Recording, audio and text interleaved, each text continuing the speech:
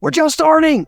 2024 is the beginning of the cycle. The next 4 years, we're going to see massive innovation. Then we're going to see a bust.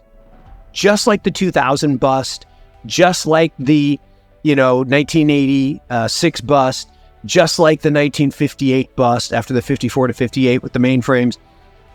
But from that bust, you'll wipe out a bunch of pretenders, but the real winners will emerge, and we'll know 5, 6, 7 years from now which structure we're moving to. But the next 4 years, the amount of innovation, the amount of building, the amount of fun we're going to have. So to bring it back to positive, right?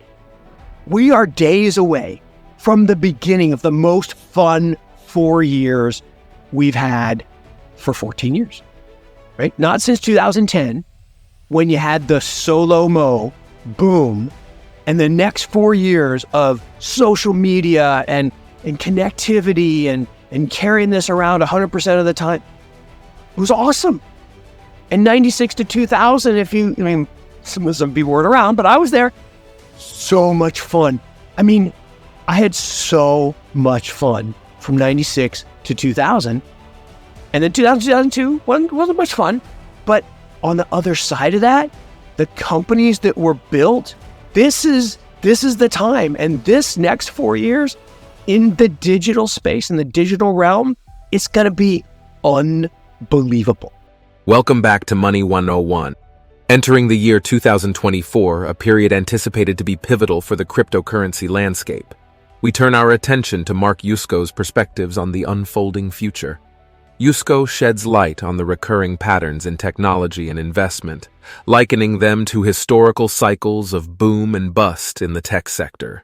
Drawing parallels with the cycles of 1958, 1986, and 2000, he suggests a comparable trajectory for the current digital era. Positioned at the brink of a noteworthy innovation surge, there's an anticipated market correction that will separate the genuine successes in the digital realm. As we approach this exciting 4-year phase, it's imperative to grasp the potential for growth, innovation, and the inevitable hurdles. Let's delve into the intricacies of this cycle, unraveling its significance for investors and the broader digital economy. If you appreciate our content, remember to hit the subscribe button and give us a thumbs up. Let's commence this exploration. Bitcoin, just by the law of large numbers, even if we're, right, and it doubles or trebles from here, that's a great outcome, particularly in 12 months. An amazing outcome for most investors. But it isn't the big return that the speculators want. Remember, they're investors, then there's traders, then there's speculators, then there's gamblers, maybe at the bottom of the barrel as opposed to the top. And the investors buy assets that are below fair value. So we can determine the fair value of Bitcoin. It's below the fair value. We should be accumulating it. And this is one of the most amazing accumulation patterns I've seen in a long time. The last 12 months of Bitcoin, a beautiful chart. Ethereum, kind of the same way. If you believe in this, usage of Ethereum in terms of where everything's being developed and all the L2s, and you say, those are investors. Then you get down to the traders, or I just need movement. And that's a little bit what's happened in Solana. Maybe there's some people that really believe in it, but there's definitely some trading going on there. Then you got the speculators who are, give me the new stuff. Give me that new, dog token or, fish token or whatever. Well, the problem is when you get to the degenerate gamblers, right? Who are using house money, borrowed money, and they're speculating in stuff that they don't really care about, nor do they don't want to know about the tech. All they want is number go up and get rich, get me rich. And that's been going on forever. I'm in San Francisco, so I wrote Digital Gold Rush when I was in San Francisco, actually in Eureka, California, believe it or not. Not truly had my Eureka moment in Eureka, California. But I came out here in 2017 with my family, and we were driving up through the Redwood Forest, and it hit me that this was exactly the digital gold rush. And I went back and did all the history of Sam Brannan, who was the first millionaire, and he had the general store, and Yerba Buena, and all this stuff. And that's exactly what's happened. Gold, silver, copper, lead, all these other commodities got found while everyone was searching for the gold. And turns out we use a lot of lead, we use a lot of copper, we use a lot of silver. And all of that commodity boom is this supply and demand. And to your point, supply is one piece of it. Demand. I mean, think about the amount of silver that's needed as we electronified the world, right? Produced computers with all the soldering and all that. I mean, think about the copper that's needed as we electrified the world. I mean, I was down in the subway. They built this new subway in downtown San Francisco for the first time in forever. And they have it's an electric train, and the copper wire that conducts the electricity is not like the third rail in the L in Chicago. I want to know how much it costs. But that commodity analogy is really important. And I like how you phrased it, Blockspace.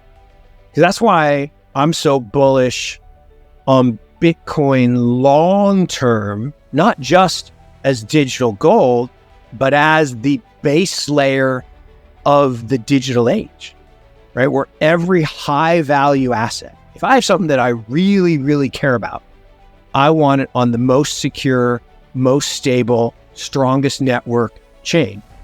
So, I'm going to put my asset ownership, digital property rights, right, away from the word NFT to digital property rights.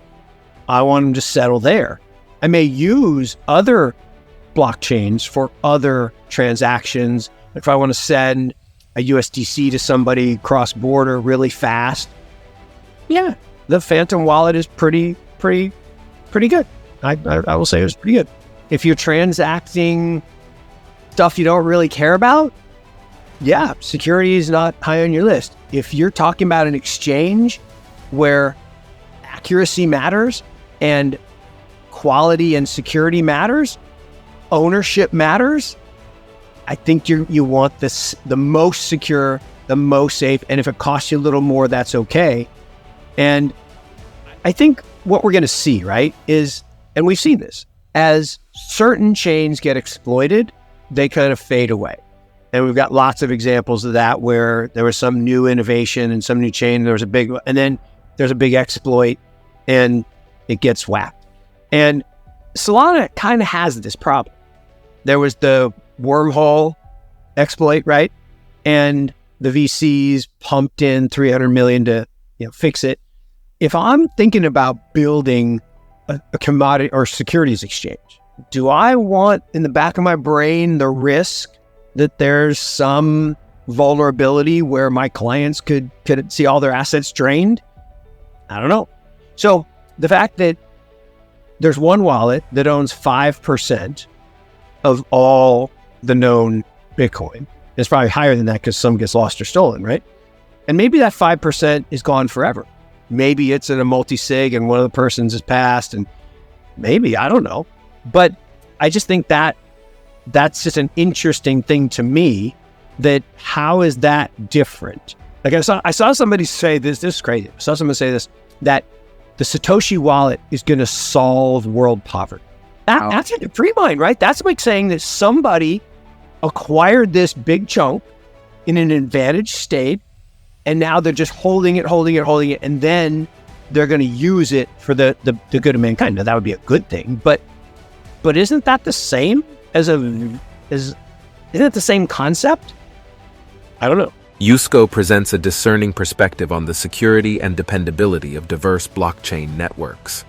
The stark contrast between engaging in transactions on less secure chains for low-value dealings and the imperative for robust security in high-value exchanges becomes evident.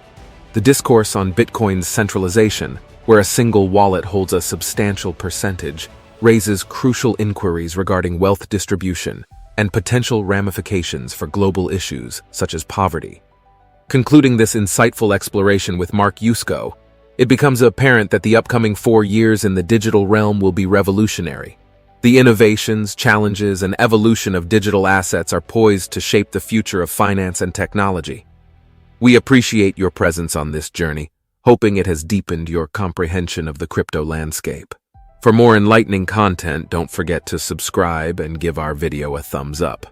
Until our next encounter, continue venturing into the uncharted territories of the digital world.